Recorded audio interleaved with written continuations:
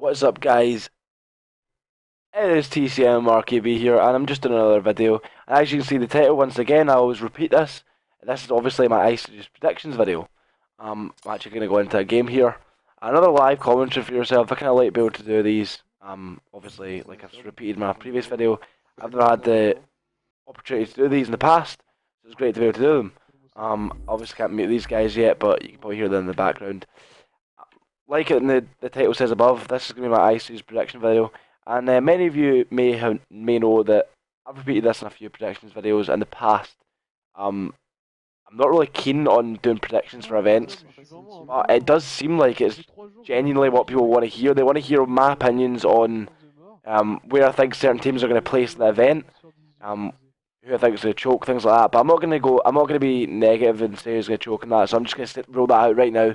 I'm not that kind of guy. I don't like putting people down, or not even that. I don't like kind of making myself like a dickhead by saying a certain team's going to choke, and then if the opportunity arises that that I could maybe play against that team has some sort of extra motivation to prove me wrong. I don't want anyone to have that on me.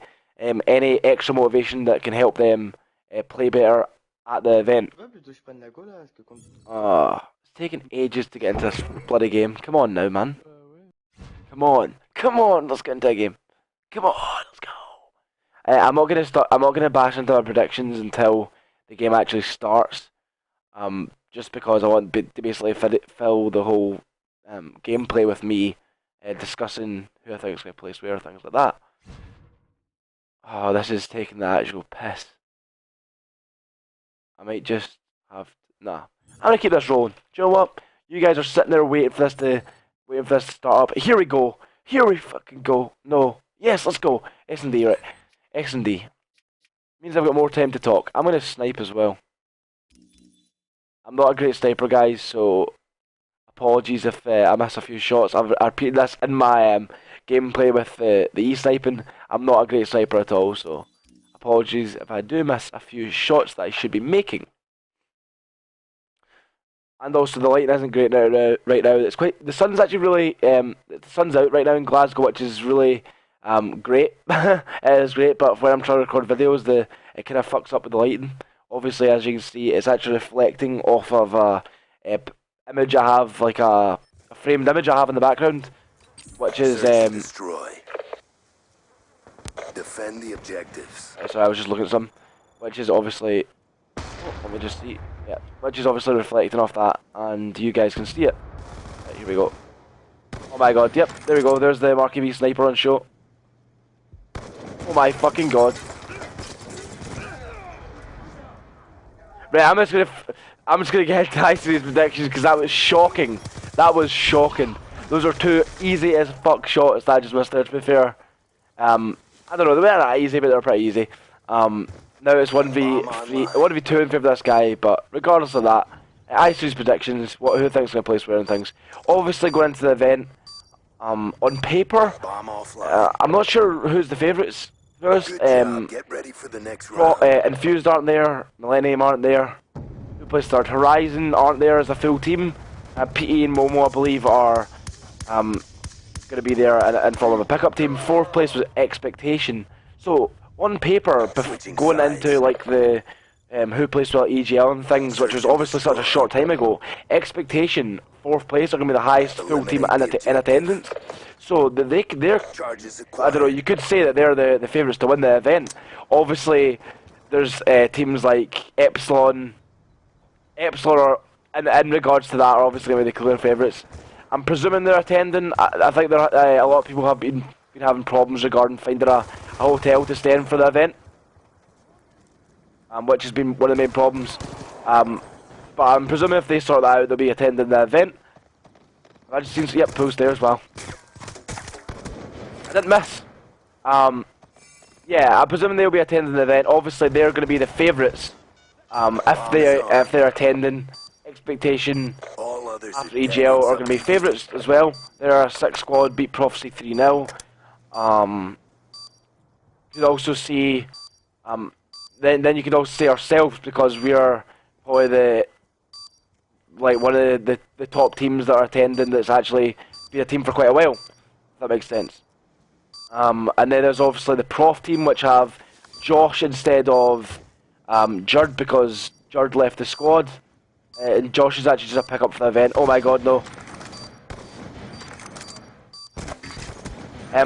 Josh is actually just a pickup for the event, because he's obviously part of the Infused team. So yeah, who do I think I'm going to place where? Like Prof say, they're not going to get any practice with Josh at all, which I've seen it myself. I've teamed with people in the past, not scrum with them at all. No matter how much of a good team the other three are, it's really difficult to kind of, even without one night, you need at least one night of scrimming, I feel. It's really difficult to merge with that player. Without having any scrum time at all, just kind of flinging them in the deep end. But you never know. I mean, it could work right off the bat, so I'm not ruling it out. I can, obviously, the talents they've got Mad Cat, who always steps up at LAN, Gunjade Excellence, experienced players. So I cannot rule them out at all. Oh, fucking hell, I need to sort this guy out. The flag. Oh, fucking hell, thank fuck for that. I thought I was going to die there. I can never rule them out, and Mad Cat's going to want to come back with fire after EGL, because obviously he was quite disappointed with that placement, as were we. That's our aim as well. I'm not going to predict us anywhere. I'm just going to say we want to come back after the disappointment of EGL, because we were expected to be in there till the very end, till the grand final, if not winning it, and we didn't do that.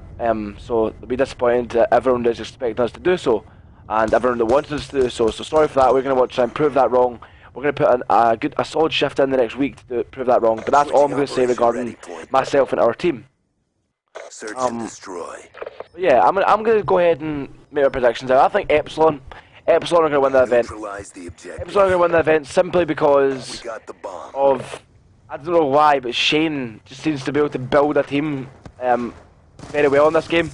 He knows how to play the game. That's basically the most important part of it all. But he knows how to play the game. Swanee is very similar to Mad Cat in regards to playstyle. Zante and obviously Jurd, amazing players. Jurd is fucking unbelievable at COD.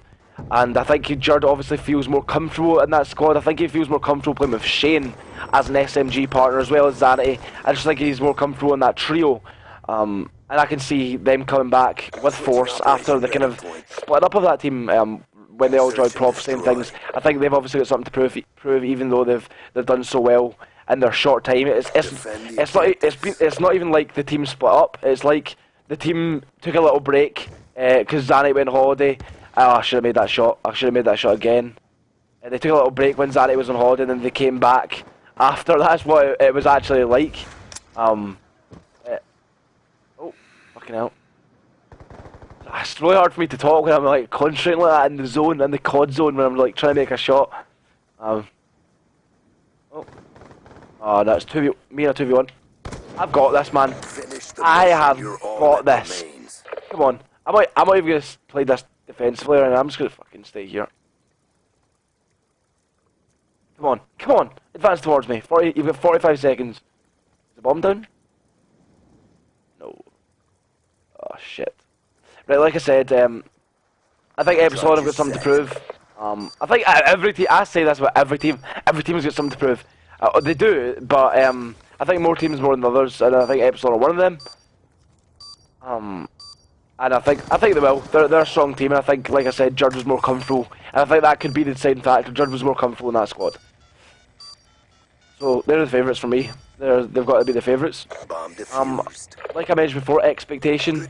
Yeah, a sick EGL event. I think it was one of those ones where they just turned up on the day. No disrespect to the expectation guys, they're all fucking amazing players, and they're obviously played sick at EGL, got the top placement. And they're gonna have something to prove. I keep fucking saying this. They've got something to prove. But they're gonna have something to prove. Like, I keep repeating, I need to come up with something else to say, because it must just get boring listening to me say, oh, they've got something to prove, But yeah, like I said, I think EGL, they came out on the Sunday, played well, beat Prof. I think to be fair, I think Prof were a bit down after losing to Infused. I think that could have came into effect during that game, whereas expectation had went through numerous wins on the trot. Oh my god, that was a fucking massive choke. Expectation had went through numerous wins in the trot, so they'd picked up a load of momentum. Land sometimes just comes down to who's got momentum and things like that, and I think Expectation did really take advantage of that at EGL.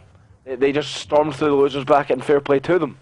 And I think they're going to try and look to do that again, look to cause some upsets once again. Like I said, they beat Prophecy. Time's almost up. They've certainly got the ability to beat any team in Europe. To beat anyone. They're top players. I mean, they've all like players like Necrom. He's just came back during this game, and he's actually smashed it. Step up.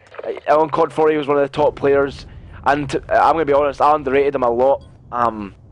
There's been opportunities where I could have teamed with him, things like that. Maybe we were looking for a player and I didn't give him a chance. I thought he was maybe just came back and wouldn't stick to it, because there's been numerous players throughout the years that have been part of maybe the COD 4 earlier days communities that have came back for such a short time and then disappeared again. And I thought maybe that would happen with Necron, but he's stuck with it and he's smashed it, and he's been to 2 events, never placed outside the top 4, so fair play to Necron. I also want to say fair play to Vintage as well, because he's came back, played at 2 events, and he's won 2 events, which is an incredible record. Another player that was incredibly underrated after his return, but I knew myself when I seen him when I was playing 8s with him and things like that he was absolutely sick at the game, and I expected Infused to be in there to the bitter end at EGL, and they did. So yeah, that's my predictions. Epsilon to win, Expectation to come second, Prof, sadly I think they're going to come third, and that's just simply down to playtime. I think Prof could be the best team in Europe, easily. They could be the best team in Europe, but playing with a pickup and Josh without any practice at all, I think that's going to really hinder them. But then again, I mean, it could just click on the day. Like I said, COD is an on the day game, and it just could click on the day. Thanks a lot for watching, guys. I hope you've enjoyed the video. Subscribe, like, favourite, all that good stuff. And peace out, guys. Peace out. Bye.